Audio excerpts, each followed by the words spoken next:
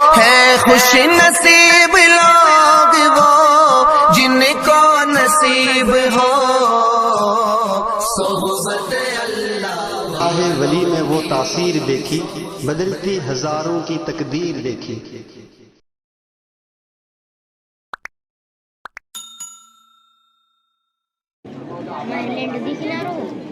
الحمد للہ الحمد للہ وکفى وسلام على عباده الذین اصطفى، خصوصا على افضلهم وخاتم النبیین محمد الأمين وعلى آله وصحبه أجمعين،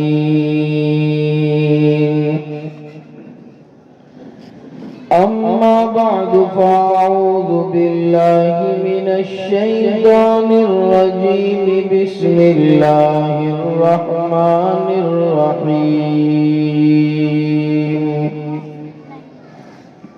يا أيها الذين آمنوا قوا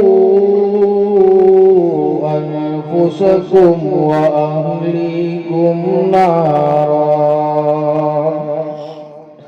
وقودها الناس والحجارة عليها ملائكة غلاظ شداد لا يعصون الله ما أمرهم ويفعلون ما يؤمرون. عن النبي صلى الله عليه وسلم أنه قال: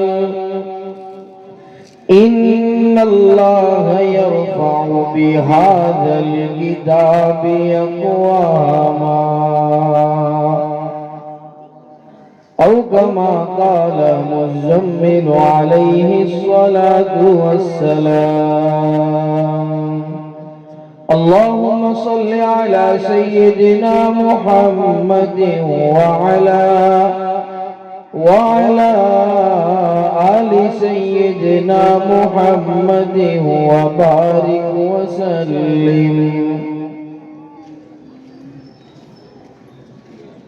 قابل صد احترام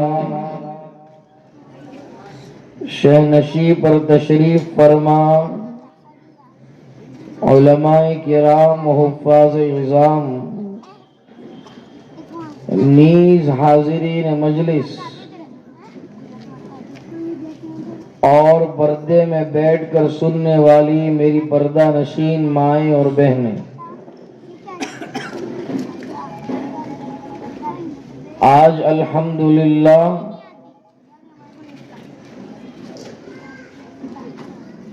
اس تعلیمی ادارے نے اپنا سال تعلیم کا جو تھا وہ مکمل کیا، اور مدرسے کے اندر کیا کام ہو رہا ہے، کیا محنتیں ہو رہی ہیں، یہ بچے جو صبح کی بات دوپہر یاد نہیں رکھتے، دوپہر کی شام کو بھول جاتے ہیں، ابھی نادانی والی عمر ہے، اس میں حدیث کوئی سنا رہا ہے، کوئی مدارس دینیہ پر تقریر کر رہا ہے، کوئی نظم سنا رہا ہے، کوئی قرات پڑھ رہا ہے، کوئی نعت پاک پڑھ رہا ہے، کوئی مکالمہ پیش کر رہا ہے. تو یہ تمام چیزیں جو ہم نے دیکھی یہ صرف اور صرف اساتذہ کی محنتیں ہیں اور اللہ کا فضل ہے.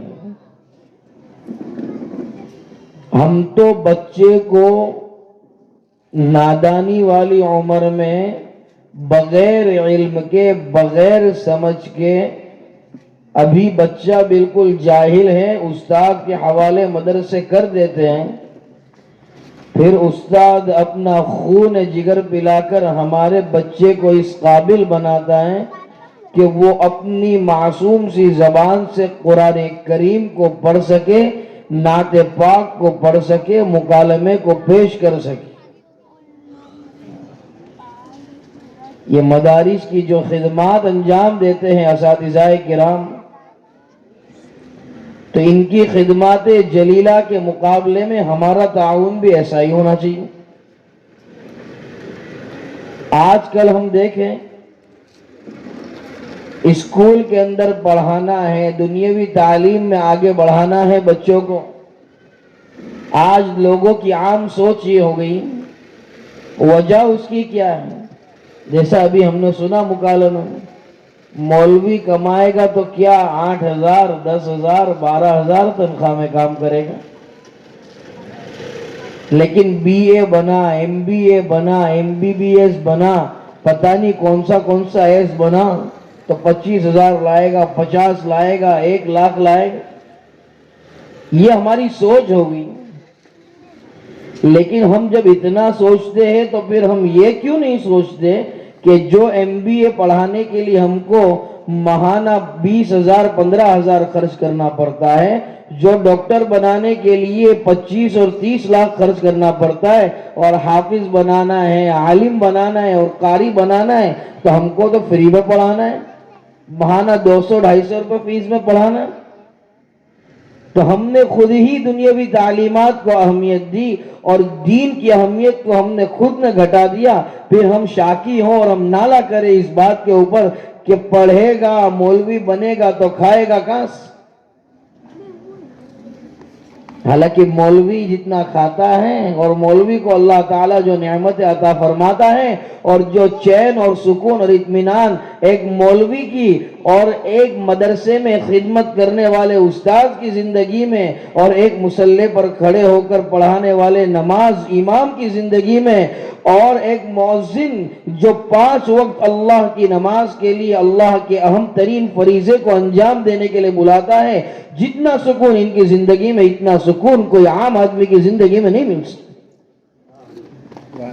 دیکھیں 8 کروڑ کا مالک، 80 کروڑ کا مالک، 800 کروڑ کا مالک، ڈپریشن کا مریض، رات کو نیند کی 4 گولیاں، 5 گولیاں لینے والے میں نے کروڑ پتی دیکھے، ترم خان، اور اتنی گولیاں لینے کے بعد بھی 2 گھنٹے میں آنکھ کھل جاتی ہے، نیند نہیں آتی، پتہ نہیں کب IT والے آ جائے، کب انکم ٹیکس والے آ جائے، ہائے پیسہ وائے پیسہ بس۔ لیکن مولانا صاحب بس وہ تنخواہ ہو گئی، پورا سیٹنگ بٹھایا ہوا ہے کہ اتنے گھر میں دینے، اتنے لائٹ بل میں دینے، اتنے گیس بل میں دینے، اتنے بچے کی فیس میں دینے، اتنے اس کو پاکٹ منی دینی، خلاص کوئی ٹینشن ہی نہیں، اور اللہ پر توکل ہے، اللہ پر بھروسہ ہے۔ ہم ظاہر پر جاتے ہیں یہ علماء کرام کہ کتنے وٹ کٹ میں آئے ہیں، جب دیکھو استری ٹائٹ کپڑا ہے، اوپر گولڈن چمکتی ہوئی پین ہے، اور ہاتھ کے اندر گھڑیال بھی برابر ٹمٹما رہی، ان کو تو کوئی ضرورت ہی نہیں، بہت آتا ہے، تکیے کے نیچے سے نکلتا، اور مولوی صاحب کے پگار کے اندر بہت برکت ہوتی ہے، تو مولوی صاحب کے 12,000 لے جا اور تیرے 12 لاکھ دے جا، ہم دینے کے لیے تیار۔ مزاج بدلے، ہم اپنی سوچ بدلے ہیں، اور مدارس دینیہ کو اور ائمہ مساجد کو اور مؤذنین کو تعاون کریں، تاکہ دین کی خدمات جو ہے فری مائنڈ ہو کر اور ٹینشن فری ہو کر کر سکیں۔ اور جو آیت کریم آپ حضرات کے سامنے پڑھی گئی، اللہ تعالیٰ فرماتے ہیں یا ایھا الذین آمنوا قوا انفسکم واہلیکم نارا، اے ایمان والو تم اپنے آپ کو بچاؤ اور اپنے اہل و عیال کو بچاؤ۔ کس سے بچانا ہے؟ فرمایا نارا، آگ سے بچاؤ، جہنم کی آگ میں جانے سے۔ آگے فرمایا وقودها الناس والحجارہ، جہنم کی آگ ایسی ہے کہ اس آگ کا ایندھن جو ہوگا وہ انسان ہوں گے اور پتھر ہوں گے۔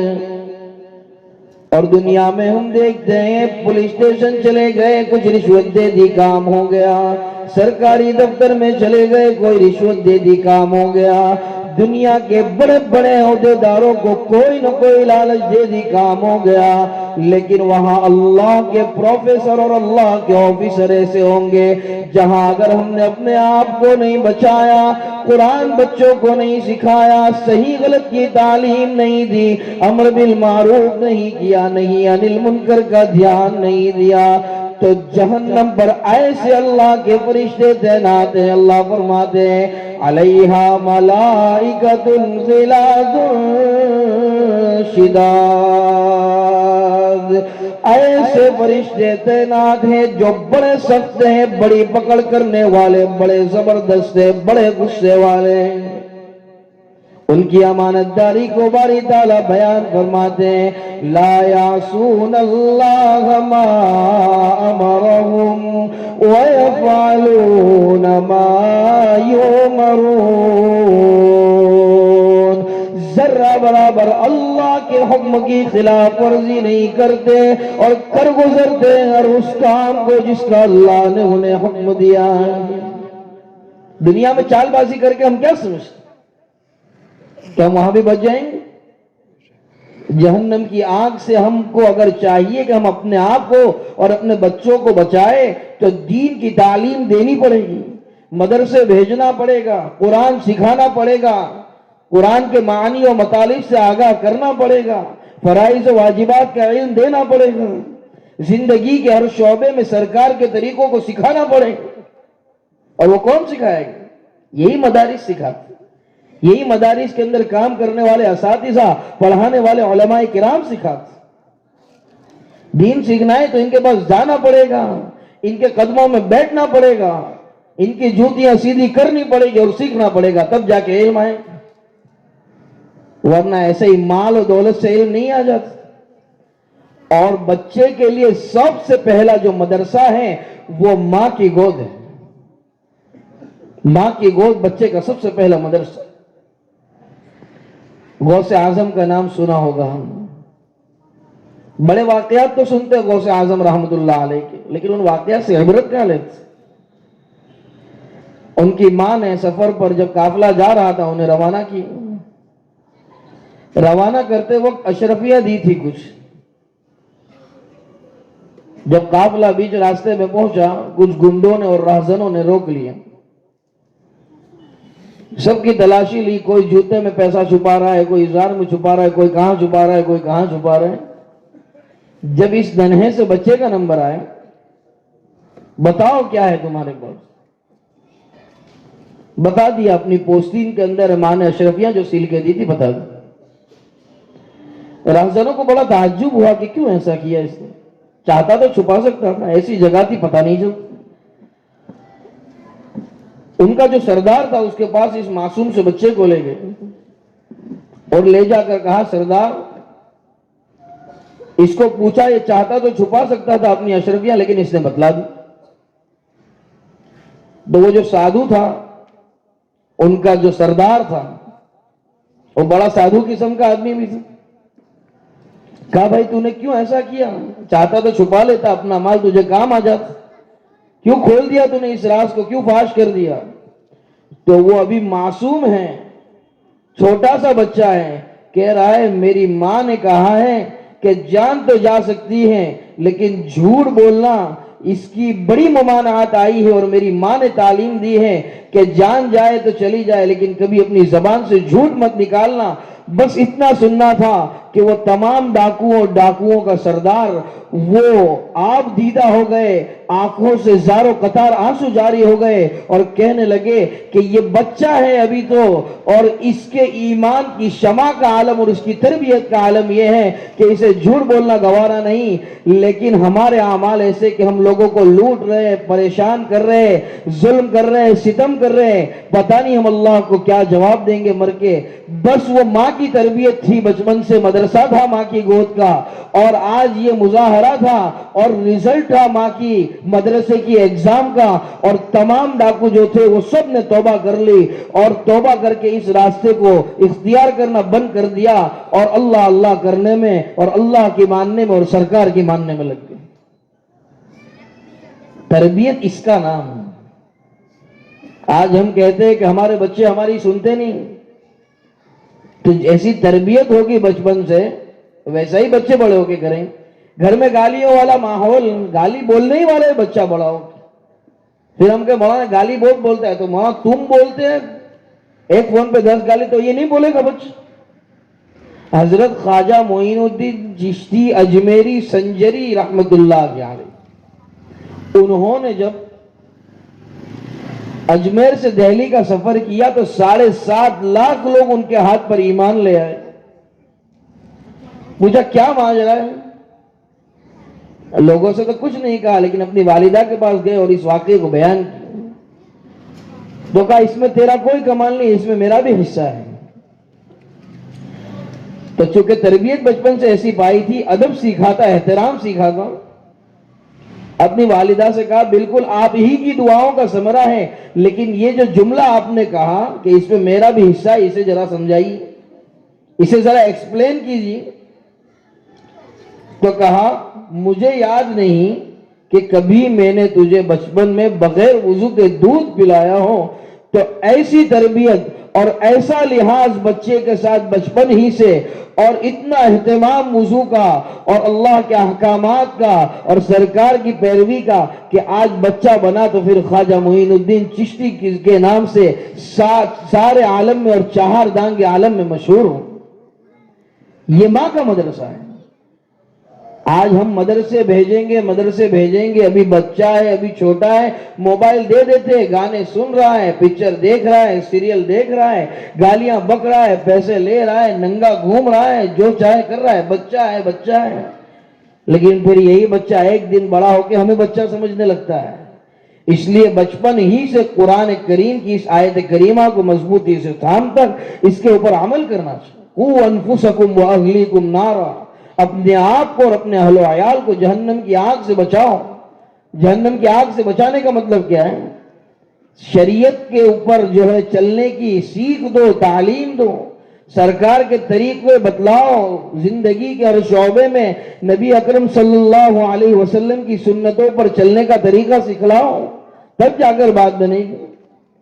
حضرت شیخ الحدیث مولانا محمد زکریا صاحب کاندلوی نور اللہ مرقدہ اپنے والد ماجد حضرت مولانا یحییٰ صاحب کا ایک واقعہ نقل کرتے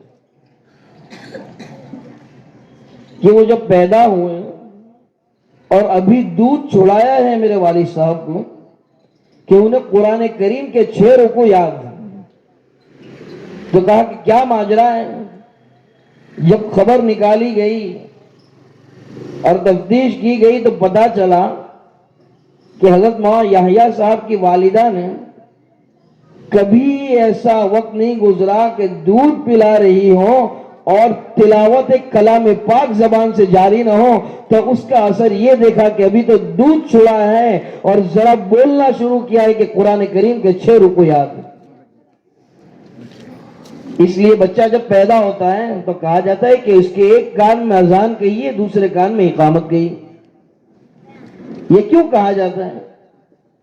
اس کے کان میں اذان دے کر اسے یہ بتلایا جاتا ہے کہ تو جس گھر میں پیدا ہوا ہے یہ مسلمان کا گھر ہے, اللہ کے ماننے والے کا گھر ہے, تاکہ اس کی دل کی تیجوری میں ابھی سے باری تعالیٰ کا نام نقش ہو جائے. اعتراض کرنا بہت آسان کام. کسی معترض نے کہا پھر مولانا ایک کان میں اذان کہہ دیتے دوسرے کان میں اقامت کہنا پھر کیوں ضرورت؟ تو جواباً عرض ہے کہ دوسرے کان میں اقامت کہنا اس لیے ضروری ہے کہ اسے یہ بتلانا مقصود ہے کہ ابھی تو اذان کہی گئی ہے تیرے کان کے اندر, اور اقامت اس لیے کہی جا رہی ہے کہ اب کچھ وقت کی دیر ہے کہ نماز کی بالکل تیاری ہے اور تجھ پر نماز فرض ہونے والی ہے. اور اسی کو مد نظر رکھتے ہوئے قرآن کریم کی ایک آیت کریمہ آپ حضرات کی خدمت میں پیش کروں. اللہ تعالیٰ فرماتے ہیں یا ایھا الذین آمنوا, اے ایمان والو, اتقوا اللہ ولتنظر نفس ما قدمت لغد، اے ایمان والو اللہ سے ڈرو، تقوی اختیار کرو اور سوچو ذرا اس بات پر غور کرو کہ کل کی کیا تیاری کر رکھی ہے۔ وَلْتَنْظُرْ نَفْسٌ مَا قَدَّمَتْ لِغَدٍ، کل کا کیوں ذکر کیا، کل کو کیوں تعبیر کیا، قیامت کے دن کو الغد سے تعبیر کیا؟ گویا پتہ چلا یہ 70 سالہ اور 80 سالہ جو زندگی انسان گزارتا ہے یہ صرف ایک دن کی مقدار کے مانند ہے۔ کل قیامت میں اللہ تعالیٰ کے یہاں جب جواب دہی ہوگی اور کہا جائے گا کہ دنیا کے اندر زندگی کیسی گزاری، کیا کیا کیا نہیں کیا، جب نظر کریں گے تو معلوم ہوگا وہ تو کل تھا اور آج ہم اللہ کے دربار میں جواب دہی کے لیے حاضر ہیں۔ ہم یوں سوچے کہ کیسے ریکارڈ ہوگا، اللہ کیسے ہماری خبر رکھے گا، کیسے اللہ تعالیٰ ہمیں پل پل کی رپورٹ دے گا، فرشتے کیسے سب چیزیں درج کریں گے۔ تو پہلے سمجھنا مشکل تھا، آج سمجھنا نہایت آسان ترین ہے۔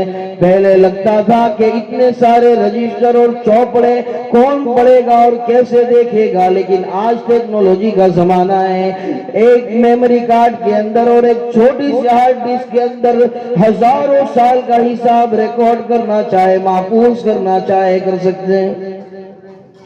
اسی لیے اللہ تعالیٰ نے قرآن میں فرمایا ما یلفظ من قول الا لدیہ رقیب عتید،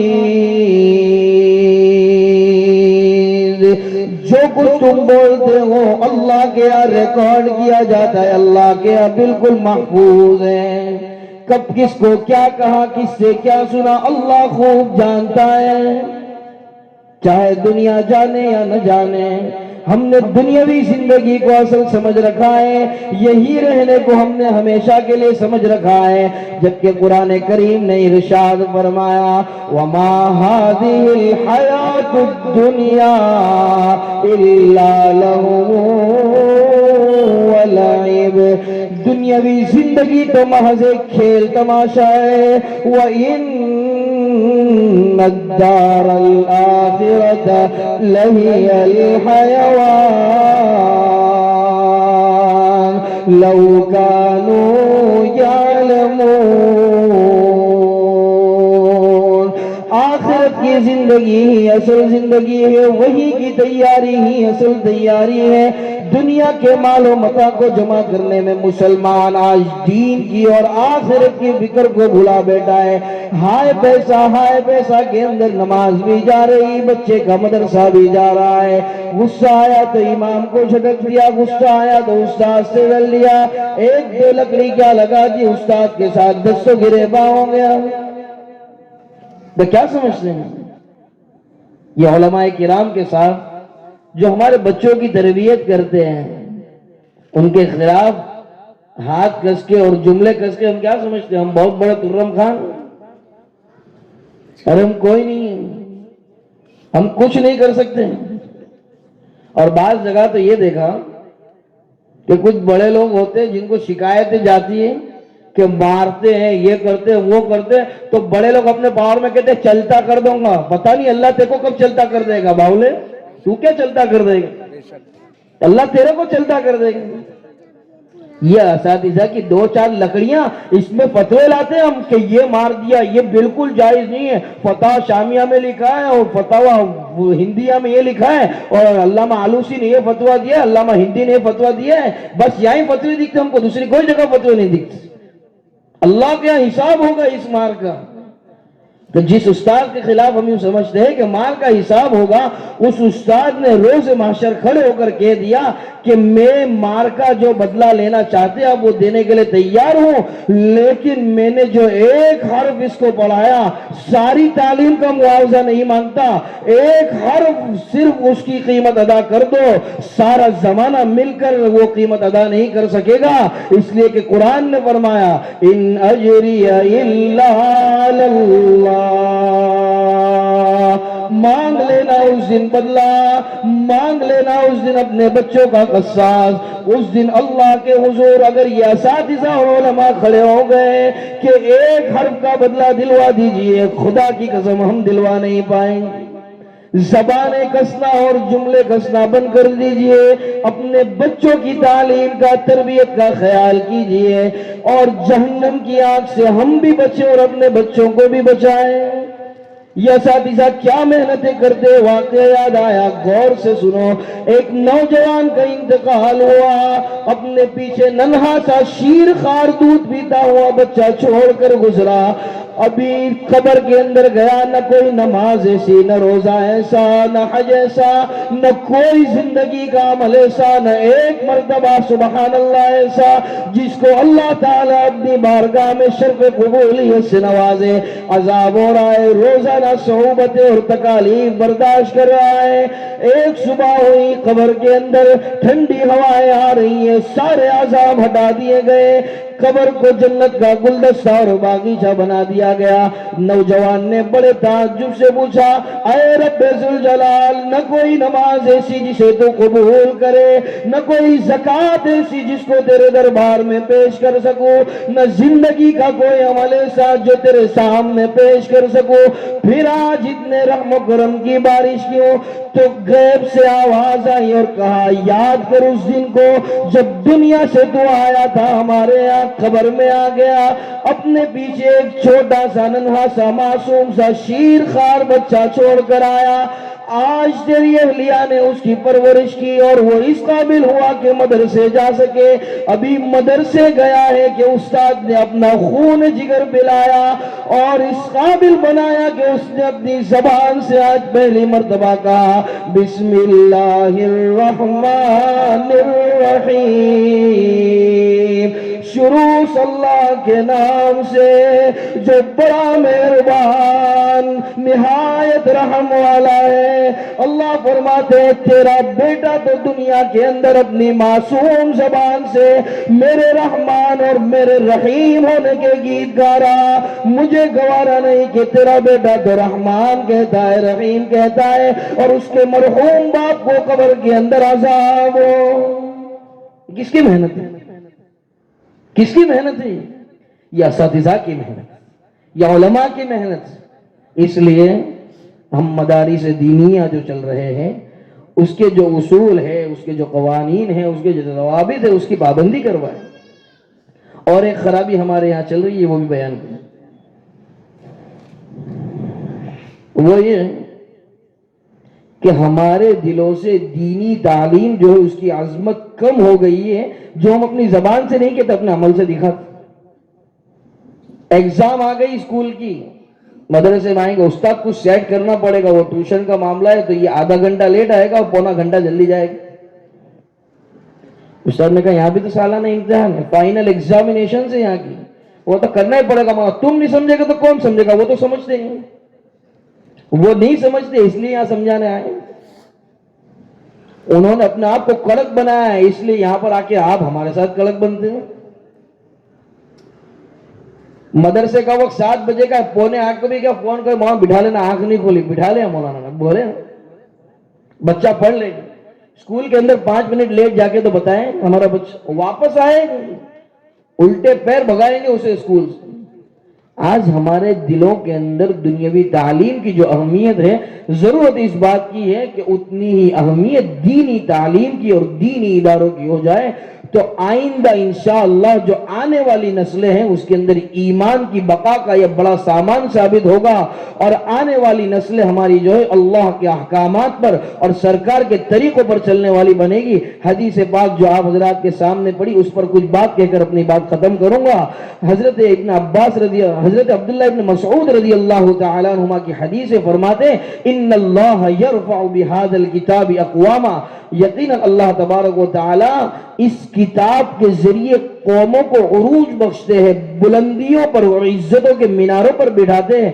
ہمیں بھی چاہیے کہ قرآن کریم جیسی عظیم الشان اور اتنی اہم ترین کتاب ہے، اسے مضبوطی سے تھام لے، چونکہ قرآن کریم نے بھی اس کی طرف اشارہ کیا. فرماتے اللہ تعالی وَاعْتَصِمُوا بِحَبْلِ اللَّهِ جَمِيعًا، اللہ کی رسی کو مضبوطی سے تھام لو، اسی لیے کہ اسی کے اندر قرآن کریم کی آیات کے اندر، قرآن کریم کے احکامات کے اندر ہماری کامیابی کا اور ہماری کامرانی کا راز مضمر ہے۔ قرآن کریم ہی انسان کو انسان بناتا ہے، قرآن کریم انسانیت کا پیغام دیتا ہے، قرآن کریم اخلاق کا پیغام دیتا ہے، قرآن کریم حسن سلوک کا پیغام دیتا ہے، قرآن کریم غیبت سے بچنے کی تعلیم دیتا ہے، قرآن کریم انسانوں کو تکلیف نہ پہنچانے کی تعلیم دیتا ہے، قرآن کریم انسانیت کا مکمل سبق پڑھاتا ہے۔ اور ایک موقع پر نبی اکرم صلی اللہ علیہ وسلم نے فرمایا کہ تم اپنے بچوں کی تربیت کے اندر اپنے گھر والوں کی فکر نہ کیا کرو۔ ایک واقعہ یاد آیا، حضرت ام سلمہ رضی اللہ تعالی عنہ کے بیٹے سرکار کے ربیب رہے، سرکار کی پرورش میں رہے۔ ہمارے ہاں تو بیٹے کو کچھ بول دے تو ماں کو بہت برا لگتا ہے کہ بولتے رہتے، اس کو ڈانٹتے رہتے، اس کو ذلیل کرتے رہتے، آپ سے متنفر ہو جائے گا، ہٹ جائے گا۔ لیکن دینی معاملے کے اندر ذرہ برابر جو ہے بچے کی نہیں مانی جائے گی، پیار کا مظاہرہ نہیں کیا جائے گا، اس لیے کہ حدیث پاک ہے لا طاعت لمخلوق فی معصیت الخالق، مخلوق کی ذرہ برابر اطاعت نہیں کی جائے گی اس بات میں جس میں تمہارا پروردگار ناراض ہو۔ جو ربیب ہے ام سلمہ کے سرکار کے ساتھ دسترخوان پر بیٹھے اور ابھی تو کھانا شروع ہو رہا ہے کہ وہ ام سلمہ کے بیٹے جو ہے بائیں ہاتھ سے کھانا شروع کرنا چاہتے، سرکار نے پرواہ نہیں کی کہ ام سلمہ کو برا لگے گا، چونکہ دین کی تعلیم تھی، اللہ کی مرضی اور اللہ کی رضامندی اور ناراضگی کا مسئلہ تھا، تربیت کا مسئلہ تھا، جہنم سے بچانے کا مسئلہ تھا، اس لیے سرکار نے فوراً ہاتھ پکڑا اور تعلیم دی سم اللہ